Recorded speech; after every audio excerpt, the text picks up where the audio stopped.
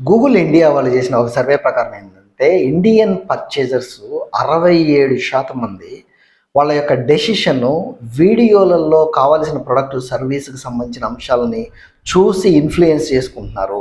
దాన్ని బేస్ చేసుకొని డెసిషన్ తీసుకుంటున్నారని తెలుసుకున్నారు. 70% మంది వాళ్ళ యొక్క పర్చేజ్లో ముందుగానే ఇన్ఫర్మేషన్ తెలుసుకొని మరీ వస్తున్నారు అని తెలిసింది. అంటే అర్థం ఏంటి?